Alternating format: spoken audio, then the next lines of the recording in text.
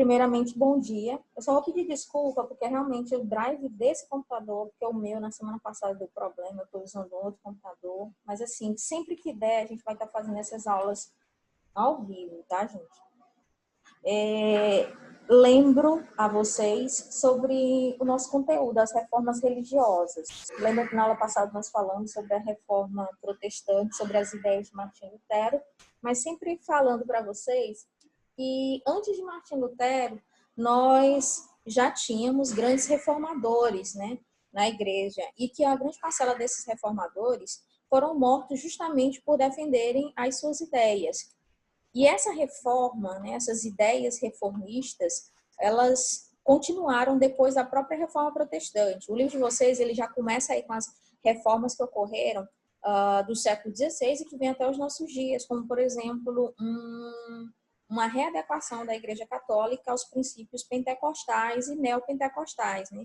Aí tem um pouco da história da renovação carismática católica, do qual, por exemplo, antes da reforma protestante, era quase que impensável que essa reforma pudesse, né, trazer, em pleno século XXI, uma reforma na igreja ao ponto de nós termos movimentos neopentecostais, né, com orações em línguas, louvores, né, e aí a gente tem uma religião, uma parte do cristianismo católico aí, que passou a ser muito mais tolerante, ter uma visão muito mais diversificada acerca da diversidade cultural, acerca da diversidade, né, da própria população e aumentando aí, tendo um leque maior de racionalidade e mentalidade acerca da população brasileira, né? Ou seja, como se a Igreja Católica tivesse que se reinventar e realmente se reinventou em pleno século XXI, ao ponto em que ela, o que antes ela condenava, hoje dificilmente ela faz, e ainda se abriu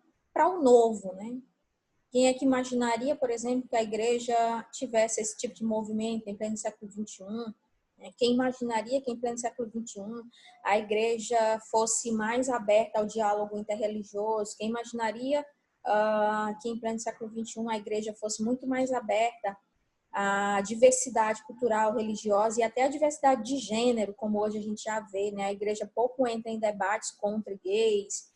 Você nunca vê a igreja católica se pronunciando contrário, né, a esses movimentos, né? Só quando esses em alguns momentos afrontam, né? Mas a igreja dificilmente ela entra nesse mérito da questão. A igreja se politizou, dificilmente entra até em debate político. Então, essa foi toda uma reforma que vem desde o século XVI, com a própria reforma protestante, né? Então, nós temos aí algumas perguntinhas só para a gente avaliar, né? As imagens apresentadas traduzem as ideias tradicionais sobre o cristianismo?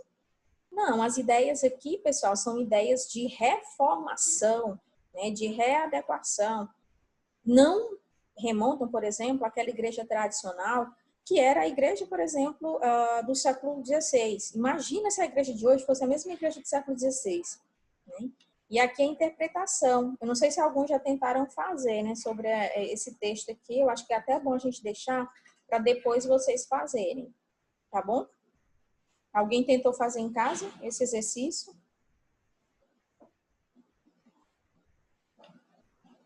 Tá todo mundo mudo. Tô lendo a de vocês, viu? Um sai, Dudu sai, vão comer, vão tomar café e deixa só a tela, né? Gente, esse conteúdo aqui vocês já viram na aula passada, né? Um pouco sobre as crises que geraram essa nova interpretação, né, da doutrina católica. Lembrando que o grande reformador, né, esse reformador que vai entrar na história vai ser o próprio Martim Lutero. Muitos movimentos que vieram até antes de Lutero já tinham questionamentos sobre a doutrina católica e sobre a política que a igreja tinha dentro dela. E essa população, né, esse povo que muitas vezes ia contra a igreja, geralmente eram condenados à Inquisição. Aí a imagem, ó, tem uma imagem aí na tela que vocês estão vendo, que mostra um pouco como era, como é que funcionava o Tribunal da Inquisição, que era chamado na época de Tribunal da Santa Inquisição, que de santo não tinha nada, né? Onde as pessoas que eram acusadas de bruxaria, feitiçaria, as pessoas que tinham religiões diferentes, geralmente eram condenadas a morrer na fogueira. A Igreja Católica, durante a Idade Média, gente, principalmente aí na Baixa Idade Média, que é o término dela, a gente vai ter uma ascensão muito grande do poder da Igreja. E esse poder da Igreja vai fazer com que ela também cometa verdadeiras atrocidades junto com o Estado, porque nesse período aqui a gente está vivendo uma teocracia, onde a Igreja estava inserida dentro dos movimentos políticos e dentro das administrações, principalmente dos países europeus, tá bom?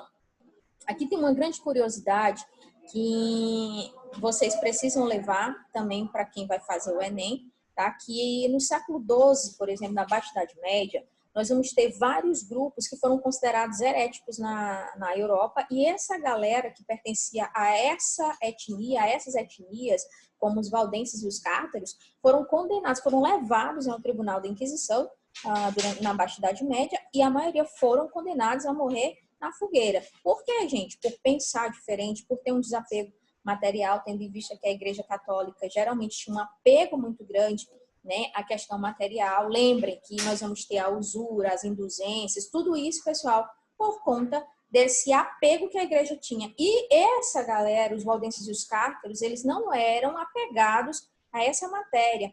Eles viam, por exemplo, a tradução da Bíblia, que já havia sido consolidada por Martim Lutero, que traduziu realmente a Bíblia do latim, que era a língua oficial da igreja, para a língua dele, o alemão. Inclusive, alguns historiadores, pesquisadores, dizem que essa tradução demorou entre 6 meses e 7 meses, mas para que ele tivesse esse tempo para traduzir, ele praticamente se exilou, ficou muitos dias sozinho, essa quantidade de tempo aí, entre 6 e 7 meses, sozinho, tentando, porque geralmente, gente, realmente a Bíblia é muito grande.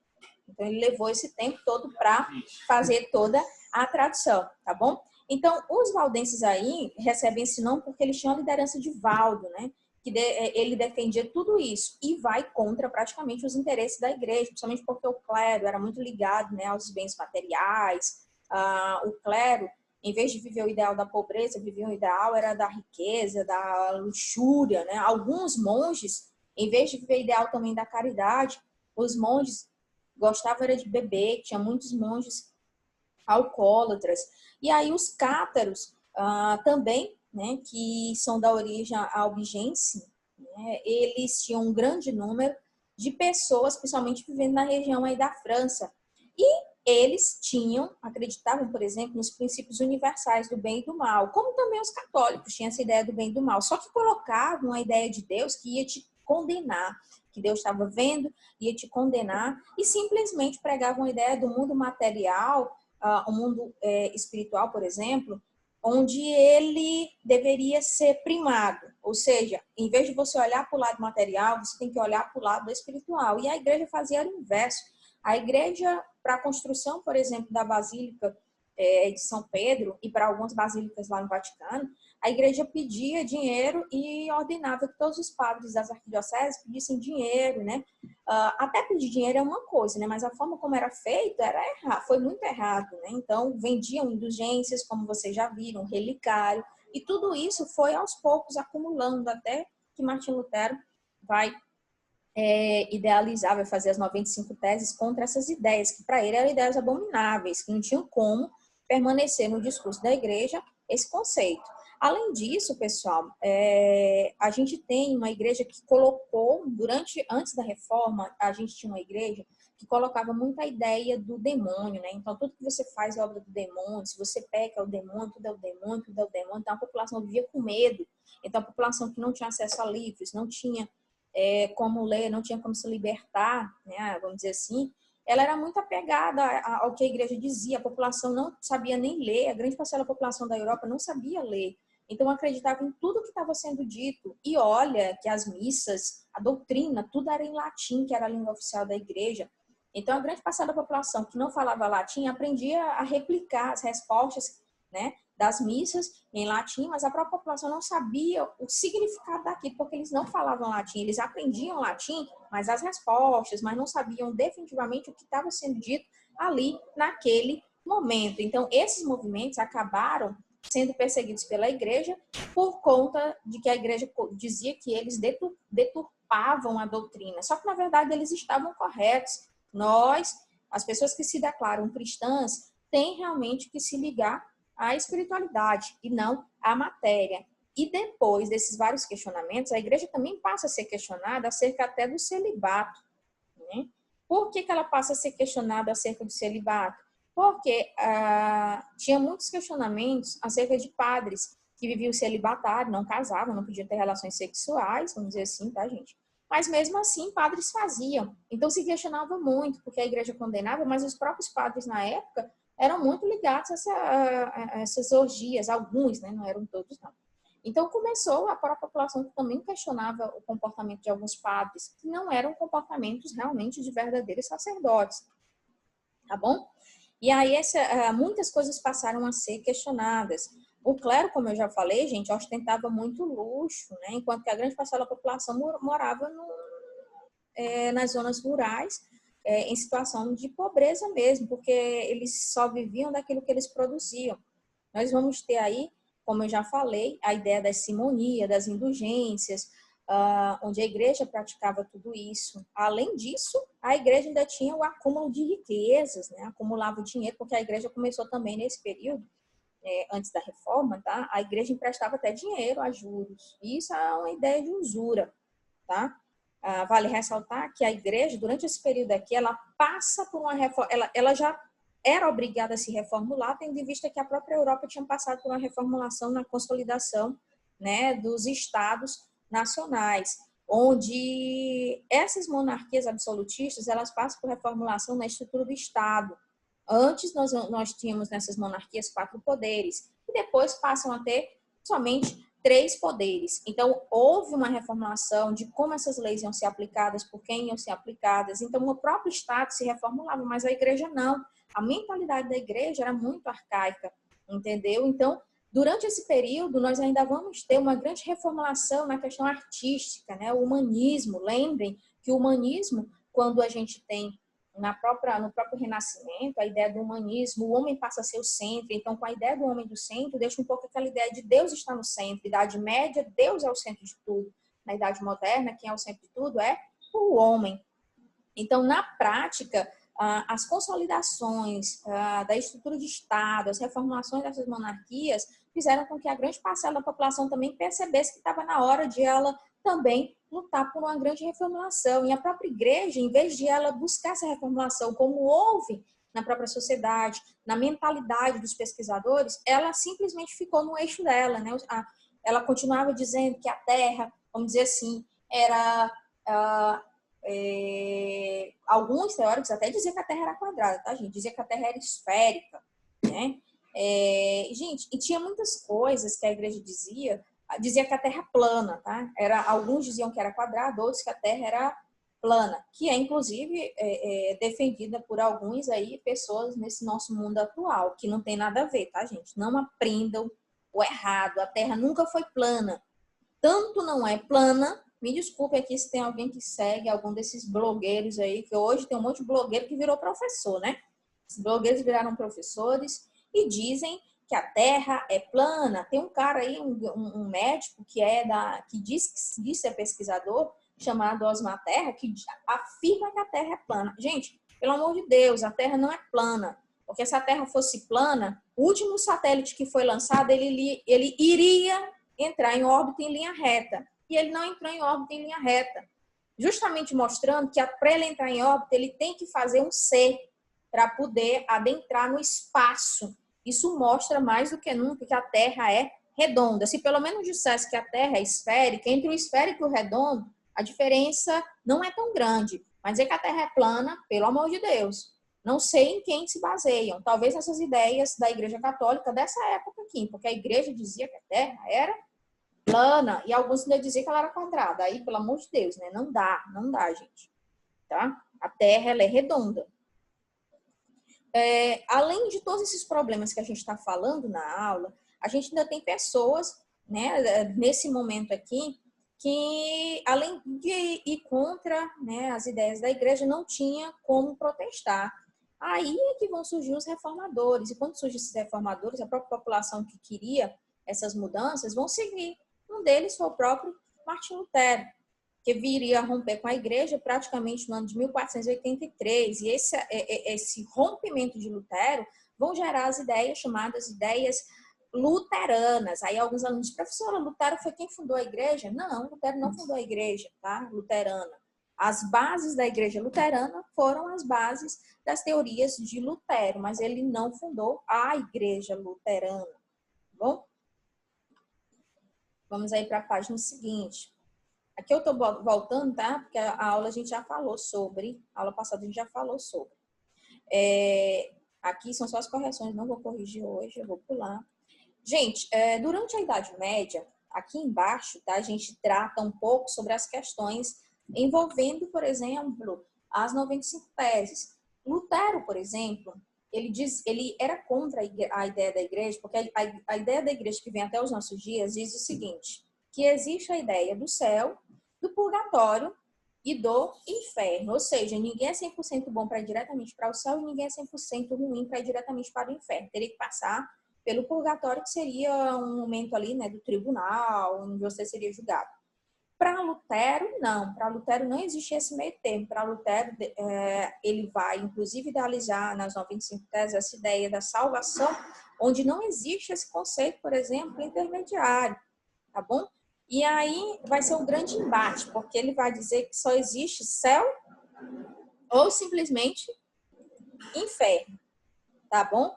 A igreja dizia que a gente ia passar por esse julgamento, e é por causa disso que a gente vai começar a ter os grandes embates. Vale ressaltar, gente, atualidades para quem vai fazer o Enem, que, por exemplo, o islamismo, né, que é a doutrina aí religiosa fundada por Maomé. O islamismo tem as bases praticamente de interpretação da Igreja Católica, que é o céu, o purgatório e o inferno. Os reformadores, né, a galera protestante que segue as linhas de Martim Lutero, é que tem esse conceito de céu e de inferno. Que você tem que ser bom 100% aqui na Terra para você ir diretamente para o céu, ou simplesmente que se você for mal, você vai diretamente para o inferno. Para o islamismo, não existe isso. Todo mundo vai passar pelo julgamento. A mesma coisa que a Igreja Católica, desde quando ela foi fundada até hoje, ela diz. Todo mundo vai passar por esse julgamento. É durante a Idade Média que surgem as teorias, né? A patrística e a escolástica. Lembrem que na filosofia vocês já estudaram a patrística e a escolástica. A escolástica com São Tomás de Aquino, que depois foi considerado doutor angélico pela igreja por conta da genialidade dele, que era aquele que no ano passado nós falamos, que ele interpretava, por exemplo, os textos sagrados de acordo com a realidade. Que eu dei até o exemplo do Mar Vermelho, lembra? Eu expliquei isso aí. A escolástica é a tradução dos textos bíblicos colocado para os dias atuais, analisando a geopolítica, analisando a historiografia, tudo isso tem que ser analisado.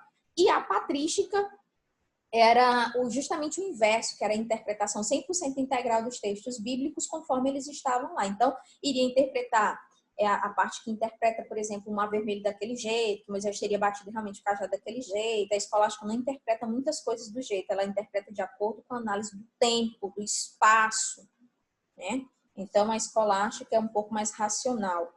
E a patrística, gente, é de Santo Agostinho. Vamos aí para as páginas seguintes. Eu acho que são de exercício. Se for... não, são as teses. Gente, essas teses aqui vocês vão ler em casa. Não dá para a gente ler todas elas, tá? Mas a maioria delas aqui, vocês percebem que são coisas que a igreja poderia ter se reformulado mesmo. Ela dava para ter se reformulado, seguido algumas coisas. E aí a gente vai entrar no assunto que é a contra-reforma, porque a igreja realmente ela tentou se reformular, né? Ela convocou um concílio, e nesse concílio ela vai tentar, né, fazer algumas adaptações na sua doutrina, e esse movimento vai ser chamado de contra-reforma. Mas deixa a gente falar um pouco mais aqui, tá? Gente, nós temos aí o Edito de Worms, que praticamente obrigava Lutero a se retratar, que foi um edito que a igreja baixou, depois que ele colocou as 95 teses na Catedral de Wittenberg. Então a igreja diz, agora você vai se retratar, né? E aí ela faz, né, a questão do Edito de Worms. Amores da minha vida, nós vamos ter aí as rebeliões que vão ser ocasionadas aí, que vão ocorrer praticamente na Alemanha, por conta das reformas de Lutero. né? A gente vai ter os anabatistas aí, que vão ser extremamente influenciados pelas ideias luteranas e vão ser perseguidos também, né? Mas, gente, não é só a questão das revoltas que vão ocorrer na Europa. A igreja precisava se reformular? Precisava, mas a forma como foi imposta essa reforma foi que não foi legal. Por que não foi legal? Porque mataram muitos padres, ficaram com as terras da igreja, em quase todos os lugares onde tinha igreja católica, né? Houve uma tomada das terras da igreja, monges foram assassinados, padres também, principalmente na Alemanha e na França, que é quando a reforma chega lá através do João Calvino, com o calvinismo. A gente, então, deu mais ou menos para vocês entenderem até aí, alguma dúvida? Não. Tá, então vamos lá. Gente, os anabatistas, eles que já eram eles praticamente foram aquela célula dentro da Alemanha que pegou as ideias de Lutero, eles acabaram sendo sufocados, né? Porque eles pregavam simplesmente ideias diferentes do que a igreja pregava. Eles pregavam, muitos outros também teóricos, como Thomas Manson, pregava em definitiva a separação do Estado e da igreja, porque na visão dele, quanto mais a igreja se entrelaçasse ao Estado, maior seria o problema dela, porque se o Estado cometesse um crime, se a igreja estava ligada ao Estado, automaticamente a igreja também seria penalizada. Então nós vamos ter aí os anabatistas, que já eram contrários, por exemplo, à própria igreja, eles vão fazer uma grande revolta. E nessa revolta aí, gente, a gente vai ter um verdadeiro genocídio, porque os próprios príncipes e nobres não vão querer essa reforma dos anabatistas, principalmente as reformas que eles pediam, não só no campo da igreja, mas no campo do Estado. Então, a gente vai ter, né, um genocídio por parte dos exércitos alemães contra os anabatistas. Gente, essas guerras envolvendo, né, a questão mesmo católica, os próprios católicos e aqueles que eram contra, vão terminar somente em 1555, quando se assina a Paz de Augsburgo, que vai determinar a obediência da população geral aos príncipes, porque devido à reforma, muitos católicos não queriam obedecer aos príncipes, mas queriam simplesmente ter o direito de obedecer somente à igreja, mesmo, né, com todos os problemas. E aqui há um embate muito grande entre quem queria defender a igreja, quem não queria, e era uma confusão maior do mundo, né? Porque o Estado ele tinha que determinar as leis, tinha que executar as leis. Então, quem queria muitas vezes seguir a igreja era também perseguido pelo Estado, mas o Estado tentava mostrar que ele era superior à igreja, porque havia realmente acontecido um rompimento entre Estado e igreja. Essa reforma ela vai sair da Alemanha e vai lá, gente, lá para a França, com João Calvino. E aí vai ser chamado, inclusive, esse movimento de calvinismo por causa do nome dele. Essa revolta vai ocorrer entre 1509 e 1564. Qual foi a intenção, né, dessa reforma também ter se espalhado por toda a Europa? Porque a igreja tinha muita força na Europa, né? A perseguição foi tão grande que teve um momento que ele teve que se mudar, né, para Genebra, na Suíça, em 1536. E ele vai publicar a Instituição Religiosa Cristã, obra onde ele vai... É praticamente, gente, muito parecido com as 95 teses de Lutero, onde ele vai pensar numa reestruturação da doutrina cristã, dentro dos princípios e dos preceitos luteranos. Ele vai elaborar o plano de uma igreja reformada, onde simplesmente estava na hora de se ter uma igreja 100% reformada, onde os próprios seguidores também deveriam ser reformados na graça, reformados na vida, disciplinados dentro da igreja e fora da igreja, porque lembrem que antes a própria igreja tinha muito problema, né? Os próprios padres tinham esses problemas de moral, e os próprios fiéis copiavam essa relação, né, esse comportamento dos sacerdotes. Então, o sacerdote ele tinha que ser exemplo, e alguns não eram. Então, a população seguia. Aqui, Calvino prega uma ideia, né, de moralização, que todo mundo precisa ser moralizado e seguir como exemplo. Aí ele cria a ideia da predestinação, que nas bases do calvinismo era simplesmente um conceito de que Deus sabia de todas as coisas. Se ele saberia de todas as coisas, o destino de todos os homens estavam traçado pelas mãos de Deus. Então, o que é que esse Deus, né, ia fazer? Ia reger a vida de todo mundo, mas, ao mesmo tempo, você tinha que ir atrás, não esperasse que só Deus agisse, porque se esperasse só ele agir, não iria acontecer absolutamente nada. Praticamente era aquele conceito, né, gente? Se você não for atrás, nada acontece. Mesmo que você acredite em Deus, mas Deus sozinho não vai fazer, você precisa agir. E aí, ele criou, dentro dessa ideia da predestinação, um conceito de que o ser humano ele se liberta pela ideia do trabalho. Gente, caiu como uma luva para a galera capitalista da França. Por quê? Porque eles praticamente se abraçaram ao calvinismo, porque o calvinismo tinha essa ideia do trabalho. O capitalismo é o quê? A apropriação do trabalho, da mão de obra do ser humano, onde o empresário se apropria desse trabalho e ele, vamos dizer assim, ele sai ganhando, sai lucrando em cima do trabalho do trabalhador. Então, quando uma doutrina religiosa diz que o homem ele se salva através do próprio trabalho, ele sustenta as bases do capitalismo, né, que inclusive já era extremamente esplendoroso nos Estados Unidos e nos países do leste europeu, principalmente aí os países que estavam próximos do leste, e aí entra a França, entra a Alemanha. Então a galera aí só quis um piscazinho, só quis um pezinho para todo mundo aderir ao calvinismo. Então houve também a apropriação das terras da igreja aqui, ficaram com essas terras, também houve repressão aos padres, tá bom? E esse calvinismo, como ele era muito mais ligado a ideias também capitalistas, por conta da questão do trabalho, ele se difundiu mais rapidamente até do que o próprio luteranismo, né, as ideias de Lutero.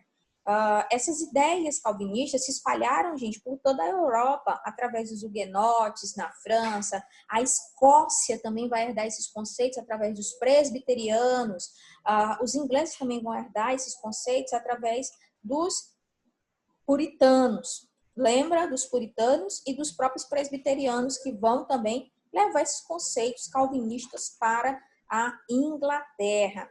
Aí nós temos a igreja presbiteriana. Essa igreja presbiteriana, gente, ela vem com as bases também, com aquele conceito carismático, né, onde vai ter pregação, nós vamos ter sermões, e aí nós vamos ter principalmente o grande idealizador dessa corrente presbiteriana, que é o John Knox.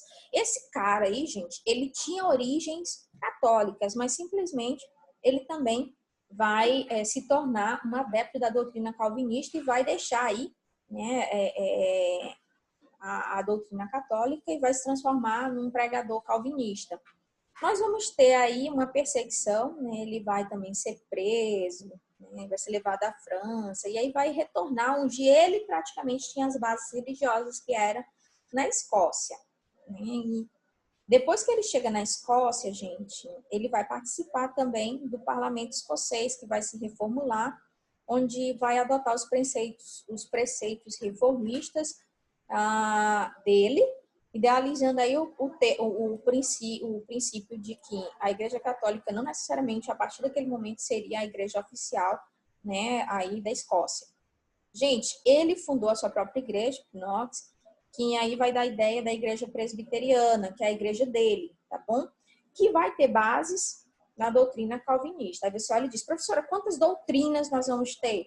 Nós vamos ter a doutrina católica, histórica, nós vamos ter a doutrina luterana e a doutrina calvinista. Agora, igrejas, a presbiteriana, que é considerada uma igreja histórica, ela segue as bases do calvinismo. A igreja luterana segue as bases da igreja luterana. Algumas igrejas protestantes, elas seguem algumas dessas três bases, tá bom? Nós só temos três pilares: bases católicas, bases calvinistas e bases luteranas. Lutero não fundou a igreja, tá, gente? Calvino fundou. Tanto tem uma ideia calvinista quanto tem a igreja.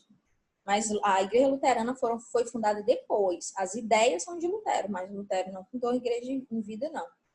As pesquisas, elas são muito determinantes, né? Algumas pessoas dizem, Lutero fundou uma igreja. Nas pesquisas historiográficas, não. Inclusive, nos filmes que falam de Lutero mais antigos, mostram na biografia, né, que Lutero morreu com um terço na mão. Ele não renegou a fé dele, ele só queria... O grande princípio dele era que a igreja realmente buscasse uma grande reformulação. O que não aconteceu, né? A igreja vai fazer depois a Contra-Reforma, que vocês vão já ver. Na década de 1640, lembrem que a gente vai ter a Revolução Puritana. Essa Revolução Puritana aqui, gente, ela vai ocorrer ali na Inglaterra, onde vai acabar depois derrubando até o rei, tá? Por que vai derrubar o rei? Porque a forma como mataram muitos protestantes vão idealizar aí muitas insatisfações. Nós vamos ter guerras realmente religiosas. Olha aí na imagem dos livros de vocês. São guerras, gente. As pessoas vão guerrear por causa de religião. Como hoje também tem pessoas alienadas que brigam por política, brigam por tudo. E aí nós vamos ter o verdadeiro massacre da noite de São Bartolomeu, né? Essa noite de São Bartolomeu vai ser o momento em que a monarquia inglesa vai mandar praticamente o exército inglês ir na praça onde estava acontecendo, né? Os protestantes aí estavam fazendo aí essa questão vamos dizer assim, culto a São Bartolomeu, vamos dizer. E aí a galera chegou lá, o exército matou, foi todo mundo, que aquelas imagens que vocês viram antes, está muito representada aí a noite de São Bartolomeu. Então, assim, muitas pessoas, gente, que eram tidos como protestantes, mais de 3 mil huguenotes foram mortos por católicos. Isso aí é uma mancha também na história, porque as pessoas acabaram matando por causa, né, de religião. E aí nós vamos ter o rei Henrique IV, que vai assinar o Edito de Nantes, que vai garantir a liberdade de culto a todo mundo, né, até os protestantes. Gente, o anglicanismo, vocês lembram da história do rei que queria casar de novo? Acho que eu vou na aula passada, eu tenho certeza que eu falei sobre isso. Ou falei ou não falei, gente, quem assistiu? Quem está online? Alô? Estão lembrando que o rei queria casar de novo e o casamento na... Viu? Bom, eu só tô... falou. É porque eu tenho que lembrar vocês ou vocês me lembrarem para eu não estar repetindo, tá bom? Gente, aí nós entramos que é na Contra-Reforma. Eu só quero que vocês analisem o mapa, né? As principais religiões de predominância da Europa no século XVI. Gente, aqui, ó, Escócia, Irlanda e Inglaterra formam o que hoje é o Reino Unido. São protestantes. Só que a Inglaterra é anglicana, a Escócia também é anglicana, mas a Irlanda do Norte, ela é protestante, com ideias calvinistas. Ela não segue a igreja da Inglaterra, beleza? Do mais, dá para se perceber, né? Aqui. Anglicanismo eu já falei, luteranismo, a parte rosa aqui, ó. Calvinismo lilás. Gente, aqui também na Irlanda do Norte, inclusive às vezes a gente tem até conflitos, né, religiosos, porque aqui na Irlanda a gente tem um pedaço, tem uma parte da Irlanda que é protestante, mas a maioria é católica. Ainda hoje a gente tem esses embates religiosos. Causa de religião. Ninguém é para matar ninguém por causa de religião. Aqui, gente, é para vocês lerem, tá? Como hoje estão os protestantes no mundo atual, e eu quero muito que vocês tenham essa capacidade de leitura para vocês identificarem como é que é a questão religiosa. Porque hoje não tem só cristão, nós temos budistas, islâmicos, e como essas populações vivem umas com as outras, nós temos confucionistas, e vão criar aí uma ideia de sincretismo, que é a mistura de religiões, onde as pessoas conseguem viver bem dentro de um território possuindo religiões diferentes, certo?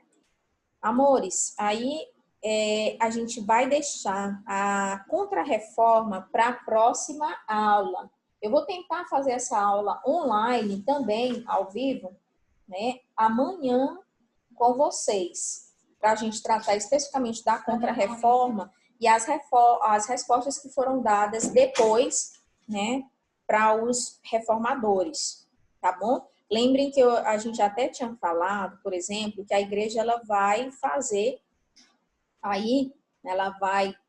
uma grande reunião para tratar um pouco sobre essas reformas que ela pretendia fazer, tá bom? Na próxima aula a gente continua. Desse conteúdo aqui, alguma dúvida, gente? Não. Certeza, né? Avisem para a Cecília que essa aula foi gravada e eu vou colocar na plataforma, tá bom? Ela tá aqui na aula. Ô, Glória! Eu tô aqui, mulher, tô ouvindo. Ô, mulher, queria era ver vocês, mas aí o Drive aqui não está instalado nesse computador. O meu deu problema, mas vamos lá, tudo vai dar certo. Cecília, um prazer, viu? Porque disseram que você quase nunca assiste aula online. Eu vou lhe pegar, viu? Se você não assistir minha Eu aula. assisto só de noite. Eu não tô tendo tempo, não. Ah, mas pelo menos assiste, né, meu amor? O importante é assistir, tá bom? E aprender, viu? Gente, a gente fica por aqui até a Tá. próxima aula, tá bom? Tchau, amores.